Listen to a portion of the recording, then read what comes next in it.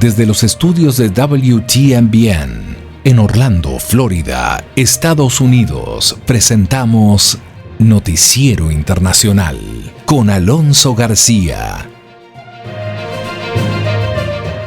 Llegamos al día viernes 24 de septiembre del 2021. Es muy grato saludarlo a usted y traerle los hechos más relevantes de Estados Unidos, América Latina y el mundo.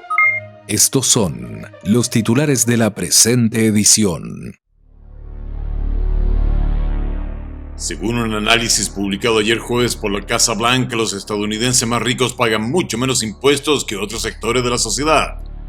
Por primera vez desde marzo, el promedio de muertes diarias por COVID-19 en Estados Unidos supera las 1.900.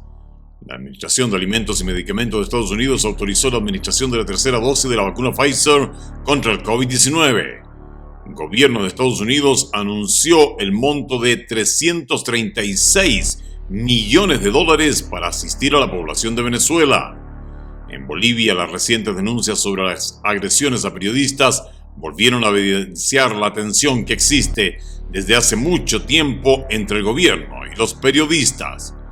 El gobierno de Nicaragua no se pronuncia oficialmente sobre un brote de malaria. Y en Venezuela, a pesar de la mediación de organismos internacionales, hay algo más de 200 presos políticos y muchos de ellos en situación crítica de salud. Una compañía aérea ecuatoriana se defiende frente a acusaciones de transportar hacia México a pasajeros que buscan llegar a Estados Unidos de manera irregular.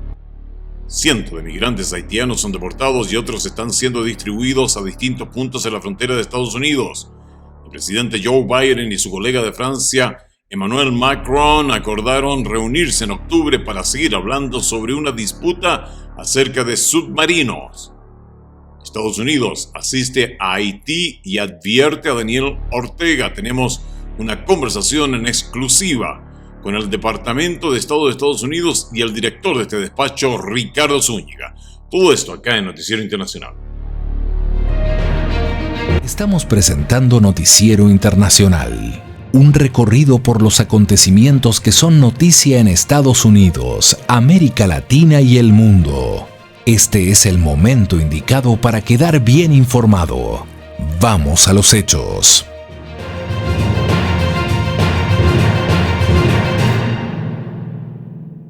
Vamos de inmediato al desarrollo de las noticias. Según un análisis publicado ayer jueves por la Casa Blanca, los estadounidenses más ricos pagan mucho menos en impuestos que otros sectores de la sociedad. La información con Alejandro Escalona. El jueves, la Casa Blanca publicó un análisis que muestra cómo los estadounidenses más ricos pagan mucho menos impuestos que otros sectores de la sociedad.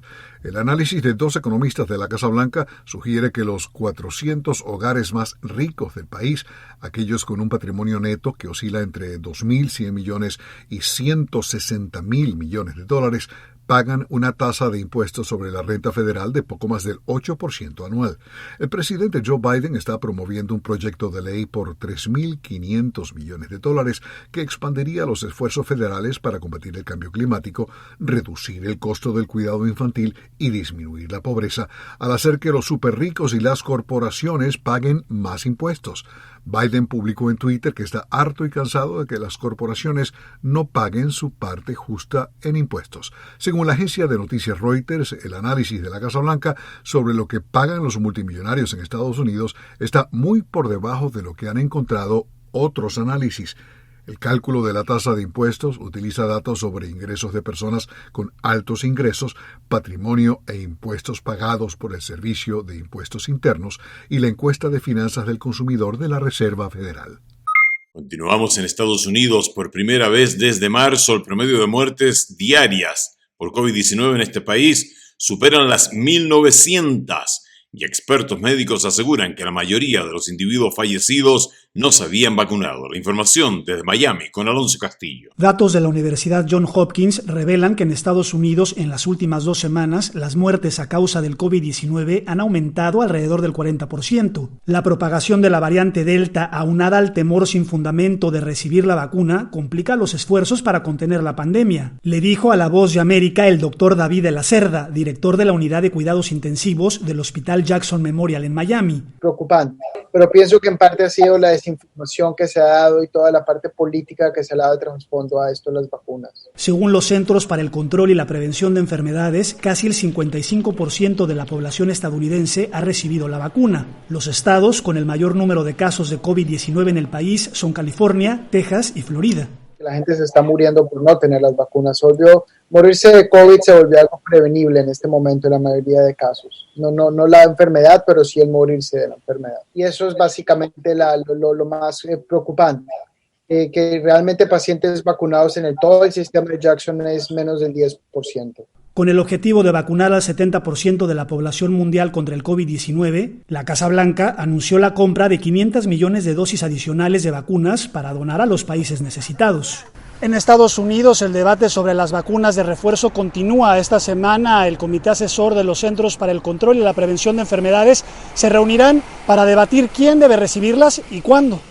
La Administración de Alimentos y Medicamentos de Estados Unidos autorizó la administración de la tercera dosis de la vacuna Pfizer contra COVID-19 para un determinado grupo de la población, nos informa Judith Martín. Estados Unidos continúa avanzando en su estrategia de vacunación contra el COVID-19 luego de que la Administración de Alimentos y Medicamentos, la FDA, aprobó oficialmente el uso de dosis de refuerzo de la vacuna Pfizer para mayores de 65 años, adultos con elevado riesgo de padecer enfermedad grave por el coronavirus y personas cuyos trabajos representen un peligro elevado de contagio. Pese al progreso, esta decisión difiere bastante de los planes del gobierno del presidente Biden de administrar una tercera dosis a toda la población adulta, una operación a gran escala basada en el éxito de Israel, donde hace meses empezaron a distribuir dosis de refuerzo a su población y con el objetivo de incrementar la protección de los estadounidenses en medio de una quinta ola y la propagación de la altamente contagiosa variante Delta. Según la autorización de la FDA, los estadounidenses inmunizados con la vacuna desarrollada por Pfizer y su socia alemana BioNTech podrán acceder a la tercera dosis 6 meses después de recibir la segunda inyección. Sin embargo, todavía se esperan los comentarios de los Centros para el Control y la Prevención de Enfermedades, quienes ofrecerán más detalles acerca del procedimiento para administrar los refuerzos. En tanto, la curva de muertes por el COVID-19 sigue aumentando en Estados Unidos, superando las 2.000 diarias, y desde que empezó la pandemia fallecieron más de 680.000 personas, una cifra trágica y aterradora para un país que cuenta con los antídotos suficientes para inmunizar a toda su población mayor de 12 años. En tanto, los expertos insisten en la importancia de vacunarse para evitar situaciones dramáticas y mientras el país se prepara para administrar terceras dosis, recuerdan a los millones de estadounidenses que continúan reticentes a inmunizarse que las vacunas protegen a sus comunidades y además salvan vidas.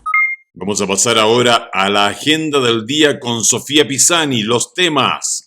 El gobierno de Estados Unidos anunció el monto de $336 millones para asistir a la población de Venezuela y el presidente Joe Biden prometió donar 500 millones de vacunas adicionales a los países que luchan por superar la pandemia. Vamos con la agenda del día con Sofía Pisani. Durante un evento en el marco de la Asamblea General de la ONU, el presidente de Estados Unidos, Joe Biden, prometió donar 500 millones de dosis de vacunas adicionales a los países que luchan por superar la pandemia del COVID-19. Este nuevo envío será de Pfizer y, según informó, se destinará a países de ingresos bajos y medios. En tal sentido, Lois Pease, directora de Asuntos Globales del Departamento de Salud y Servicios Humanos, dijo el miércoles que en la agenda estadounidense los grupos históricamente marginados o en desventaja serán prioritarios para acceder a las vacunas contra el COVID-19 que Washington donará. En otras informaciones, Francia enviará a su embajador de regreso a Washington la semana próxima, después de que el presidente francés Emmanuel Macron conversó por teléfono con el presidente Joe Biden sobre la disputa por el acuerdo de submarinos con Australia. Anunciaron el miércoles el Palacio del Eliseo y la Casa Blanca. Ambos jefes de Estado han decidido abrir un proceso de consultas profundas con el objetivo de crear las condiciones para garantizar confianza. Así lo dijeron ambos poderes ejecutivos en un comunicado conjunto. Por último, el gobierno de Estados Unidos anunció un monto de $336 millones para asistir a la población de Venezuela, así como a sus emigrantes y a los países y comunidades receptores. El Departamento de Estado detalló que del total $247 millones son en asistencia humanitaria y los otros $89 millones en ayuda económica al desarrollo para hacer frente a las necesidades de los venezolanos vulnerables. Pasamos ahora a Bolivia. En Bolivia, las recientes denuncias sobre las agresiones a periodistas volvieron a evidenciar la tensión existente desde hace mucho tiempo entre el gobierno y los periodistas bolivianos. Desde Bolivia, la información con Fabiola Chambi. 5 trabajadores de la prensa nacional e internacional fueron agredidos en menos de una semana en Bolivia cuando realizaban coberturas periodísticas en diferentes circunstancias, hechos que motivaron nuevamente el pronunciamiento de este gremio para exigir las garantías en el ejercicio del oficio. Sin embargo, este no es un tema reciente, destaca Daniel Espinosa, responsable del Observatorio de la Unión Nacional de Instituciones para el Trabajo de Acción Social, y menciona que las agresiones al sector de la prensa se han intensificado desde el 2019 por el conflicto político. Hay una tendencia a la violación de la libertad de prensa, tanto del Estado como de personas particulares. Al darse tantas vulneraciones de manera constante y a tener una larga data, el Estado debería garantizarlo. Otro tema que ha elevado la tensión entre el gobierno y la prensa es el referido al proyecto de ley contra la legitimación de ganancias ilícitas, debido a que podría dar lugar a interpretaciones sobre el anonimato de las fuentes y su condición de reserva. Aunque esta normativa aún está en debate, se mantiene la alerta, dijo a La Voz de América la presidenta de la Asociación de Periodistas de Cochabamba, Elizabeth Arrázola. Los periodistas nos hemos pronunciado y nos hemos declarado en emergencia porque nuevamente se está intentando vulnerar la libertad de expresión en Bolivia, además con el irrespeto a los valores democráticos. Por su parte, el gobierno, a través de la viceministra de Comunicación, Gabriela Alcón, aseguró que se garantiza la libertad de prensa en el país. Todos los periodistas, los trabajadores de la prensa tienen la garantía para realizar su trabajo. En un reciente comunicado, la Relatoría Especial para la Libertad de Expresión de la Comisión Interamericana de Derechos Humanos expresó su preocupación ante la agresión a periodistas en Bolivia y pidió al gobierno que garantice el trabajo de ese sector. La Relatoría recuerda que la labor de periodistas en contextos de conflictividad social resulta crucial para mantener informada a la ciudadanía. Destaca el texto del comunicado. Pasamos ahora a Nicaragua. El gobierno de este país no se pronuncia oficialmente sobre un brote de malaria detectado en la frontera con Costa Rica y los expertos advierten sobre el riesgo de una sindemia en el país. De Managua informa Daliano Ocaña. El Ministerio de Salud de Nicaragua guarda silencio sobre el brote de malaria reportado por las autoridades de salud de Costa Rica en la frontera entre ambos países y que afectó a 15 personas, 8 costarricenses y 7 nicaragüenses, obligando a las autoridades sanitarias en ambos países a tomar medidas para contener la transmisión. Consultado sobre el tema, el epidemiólogo Álvaro Ramírez explicó a La Voz de América que tanto la malaria como el dengue son enfermedades endémicas en Nicaragua que se multiplican con rapidez en esta época del año, por lo que el país corre el riesgo de una sindemia, es decir, que varios procesos epidemiológicos se junten para afectar simultáneamente a la población. Lo que era la malaria y el dengue antes de la aparición del COVID en Nicaragua estaban en los niveles más altos epidemiológicos. La complicación con la situación del COVID es el riesgo de una sindemia. Nicaragua pretendía erradicar la malaria en el año 2020, pero es una meta que no ha logrado concretar, ya que según un informe del Ministerio de Salud, el año pasado se detectaron más de 31,000 casos de malaria, principalmente en la costa caribe nicaragüense. En un informe emitido hace un mes también a medios oficiales, las autoridades de salud aseguraron que los últimos 3 años Nicaragua no registró muertes a causa de la malaria. Olvin Gutiérrez, epidemiólogo del Ministerio de Salud, dijo que los casos han disminuido en lo que va del 2021. Hemos tenido una disminución del 11% de los casos de malaria en referencia a lo que es el año 2020. En los últimos 10 años, más de 80,000 nicaragüenses contrajeron malaria. Nos vamos a Venezuela. A pesar de la mediación de organismos internacionales y de intentos de diálogo entre la oposición y el gobierno, hay algo más de 200 presos políticos y muchos en situación crítica de salud. Desde Caracas, Álvaro Algarra nos informa. La organización no gubernamental venezolana Foro Penal informó que en el país hay 261 presos políticos, entre ellos un adolescente, y su director, Alfredo Romero, dijo que tras la reciente reforma del Código Orgánico Procesal Penal del país, el Estado debe liberar a 67 privados de libertad. Y debo decir, la obligación de liberar a personas que se encuentran más de 3 años privadas de libertad preventivamente. Respecto a la situación de los derechos civiles y políticos en el país, Alfredo Romero señaló que la represión y las detenciones de ciudadanos continúa. Entonces yo no puedo decir que la situación de la represión ha mejorado, ¿no? Lo que ha ocurrido, la represión masiva ha bajado porque no hay protestas. En ese contexto, Mariani Leal, hermana de Milendris Benítez, detenida desde hace 3 años por motivaciones políticas y ante la gravedad del estado de su salud, clamó al gobierno por su liberación. Que la liberen porque mi hermana es inocente. Está pagando algo que ella no hizo. Según la organización no gubernamental, la lista actualizada del Foro Penal es enviada al secretario general de la Organización de los Estados Americanos, Luis Almagro, y a la oficina de la Alta Comisionada de las Naciones Unidas para los Derechos Humanos, Michelle Bachelet, para su verificación y certificación. Pasamos ahora a Ecuador. Una compañía aérea ecuatoriana se defiende frente a acusaciones de transportar hacia México a pasajeros que buscan llegar a Estados Unidos de manera irregular. Desde Quito, Néstor Aguilera nos cuenta que este nuevo hecho se produce en medio de un momento de alta migración irregular desde el Ecuador.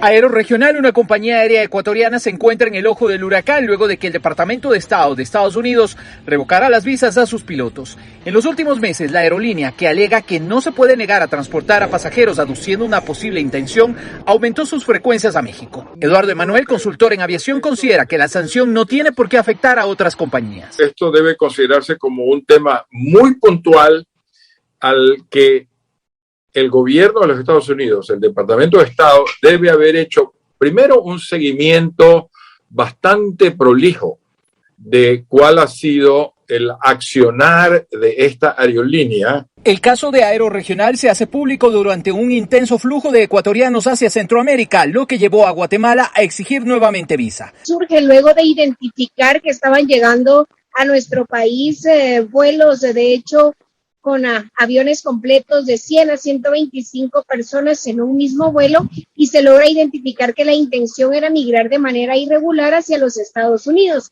El viceministro ecuatoriano de Movilidad Humana, Luis Vallas, expresó su preocupación por el incremento de la migración riesgosa hacia Estados Unidos. En lo que va del mes, es decir, desde el 1 de septiembre, tenemos un total de 457 ciudadanos ecuatorianos que han sido inadmitidos en territorio guatemalteco. El presidente del Ecuador, Guillermo Lasso, durante su intervención ante la Asamblea General de Naciones Unidas, calificó a la migración forzada como una tragedia.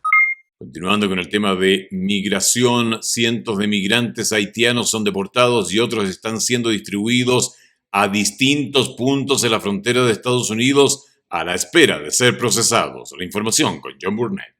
El Departamento de Seguridad Nacional de Estados Unidos intenta coordinar a los miles de migrantes que se encuentran a ambos lados de la frontera entre Estados Unidos y México, liberando a algunos en el sur de Texas y deportando a otros en vuelos charter. La mayoría de estos migrantes son haitianos y acampan en un pequeño pueblo llamado Del Río, desde donde están siendo liberados en territorio estadounidense, una acción contraria a las declaraciones públicas de la administración del presidente Joe Biden, que indicaban que las personas asentadas en esa zona enfrentaban una expulsión inmediata. El gobierno de Estados Unidos dijo que continuaba transportando a cientos de personas, incluidas familias, de regreso a Haití, y que ha estado tratando de despejar el campamento debajo del puente internacional en Del Río, que alcanzó a albergar hasta 14,000 personas. Respecto a las acciones para deportar a estos migrantes y consultada por periodistas en la conferencia diaria de prensa, la secretaria de prensa de la Casa Blanca, Jen Psaki, brindó una explicación a los movimientos de los migrantes. Necesitamos tener suficientes vuelos para transportar personas a Haití o a otros países. Y hay una variedad de vuelos, como ustedes saben, que estamos planificando y que van a diferentes partes del mundo, dependiendo. Y esos están en proceso. Entonces, si no estamos listos y aún no hay un vuelo disponible, esas personas pueden ser ubicadas en sitios alternativos de detención. Y son, como señalé, un mecanismo donde se requieren estos documentos. El Departamento de Seguridad Nacional ha estado transportando a los haitianos en buses desde Del Río a El Paso, Laredo y el Valle del Río Grande a lo largo de la frontera de Texas, y esta semana incluyó vuelos a Tucson, Arizona. Se han deportado a más de 5.000 haitianos desde el domingo. La Casa Blanca destacó que en relación al Título 42, las personas que no son deportadas de inmediato son ubicadas en alternativos o transportadas a una instalación del Servicio de Inmigración y Aduanas, el ICE, para seguir el proceso de solicitarles un documento legal. La patrulla fronteriza recolecta información biométrica y biográfica, huellas dactilares, fotos, números de teléfono y una dirección en los Estados Unidos, además de verificar sus antecedentes como parte de este proceso, como a cualquier otra persona que se encuentra en el país sin estatus legal o está sujeto a deportación. En otro ámbito de la noticia, el presidente Joe Biden y su colega de Francia, Emmanuel Macron, acordaron reunirse en octubre para seguir hablando sobre una disputa acerca de submarinos. Nos informa desde Washington, D.C., Héctor Contreras. Los presidentes de Estados Unidos y Francia limaron las asperezas y en una conversación telefónica acordaron retomar el camino de las relaciones bilaterales, y el mandatario francés Emmanuel Macron anunció que enviará a su embajador de regreso a Washington la próxima semana. La situación generada por una disputa sobre submarinos reunió a los dos presidentes, y ambos jefes de Estado decidieron, según un comunicado emitido por los dos gobiernos, abrir un proceso de consultas profundas con el objetivo de crear las condiciones para garantizar confianza. La secretaria de prensa de la Casa Blanca, Jen Psaki, dijo en conferencia de prensa el miércoles que la conversación de unos 30 minutos fue amistosa y que el presidente Biden tiene la esperanza de que este sea un paso para volver a la normalidad en la larga e importante relación de Estados Unidos con Francia, y añadió: En parte de la conversación, el presidente Biden reafirmó la importancia estratégica del compromiso francés y europeo en la región del Pacífico, algo que nosotros esperamos seguir trabajando con ellos.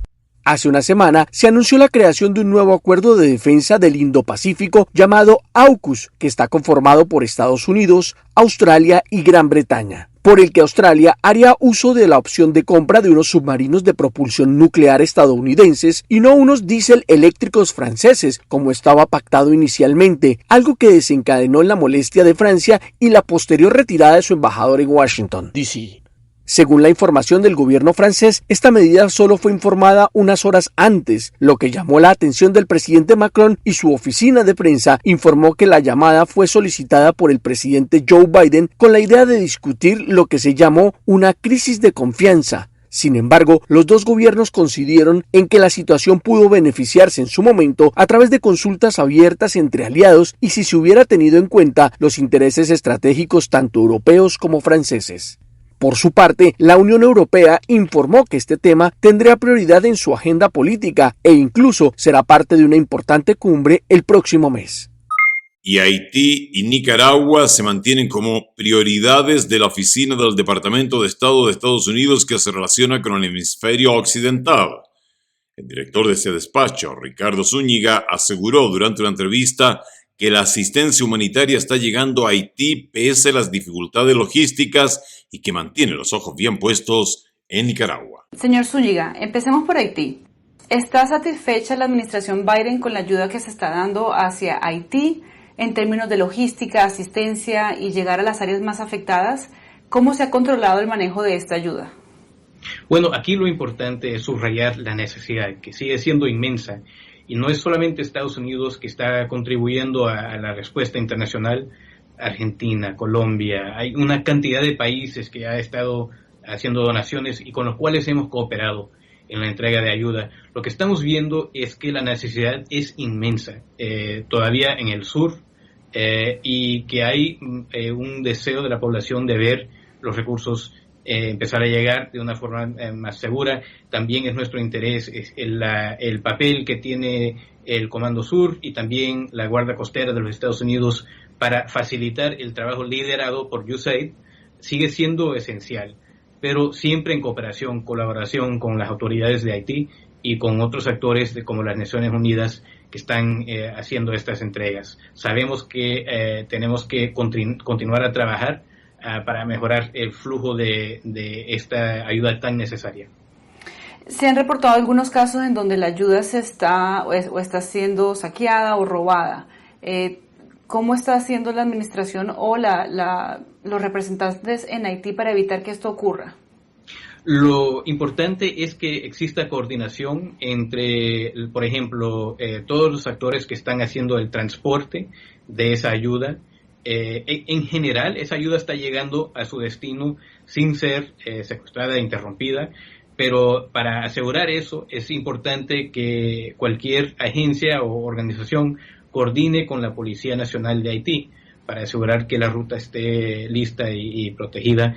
Pero también es muy importante indicar que en general lo que estamos viendo es que la necesidad es tan inmensa que hay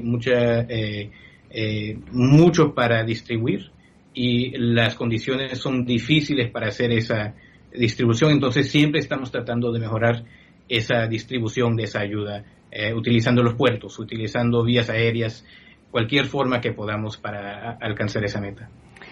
Previo a este terremoto, Haití ha estado atravesando por varias crisis políticas y sociales en el país. ¿De alguna manera tiene la administración Biden alguna preocupación sobre la muerte del presidente Moïse y continuarán apoyando la investigación? ¿Piensa de pronto el mandatario estadounidense, el presidente Joe Biden, invitar al primer ministro Ariel Henry a la Casa Blanca? Lo que tenemos es un compromiso por parte de los Estados Unidos a contribuir a esa investigación en colaboración con las autoridades de Haití.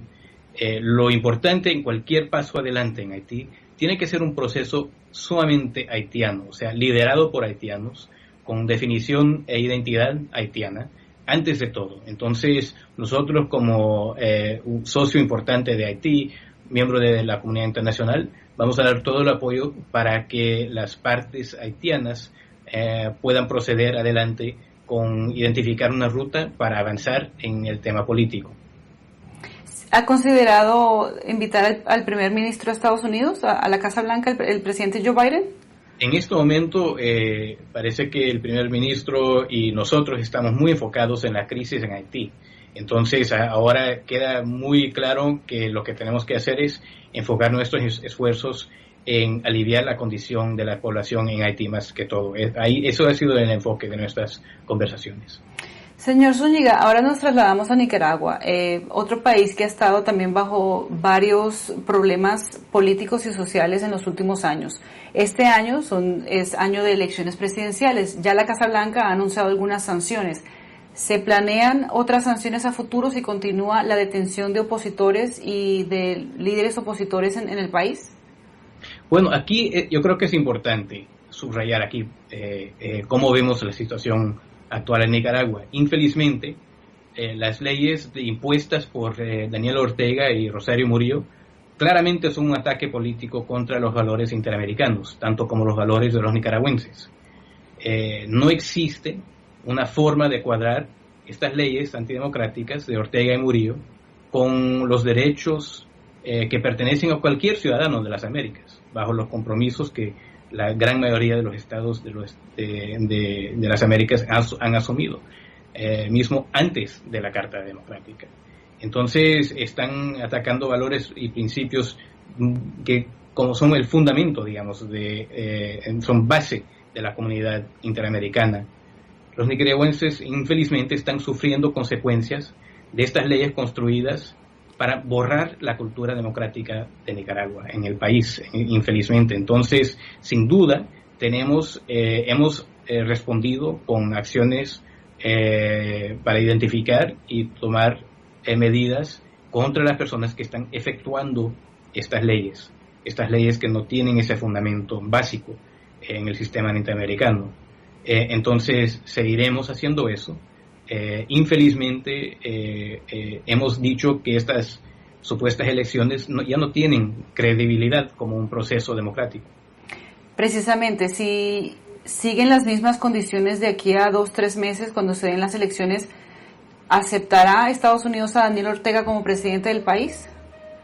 Eso es todo por hoy en Noticiero Internacional. Gracias por haberme permitido acompañarle esta semana una vez más trayéndole los hechos más relevantes de Estados Unidos, América Latina y el mundo. Esta es una producción de la WTMBN. Nuestro agradecimiento de Broadcasting Board of Governors por el apoyo que nos da día a día con corresponsales en los lugares de los hechos para traerle a usted siempre información de primera mano. A nombre de todo el equipo y el mío personal le deseamos un extraordinario día viernes, un maravilloso fin de semana y por favor, cuídese mucho.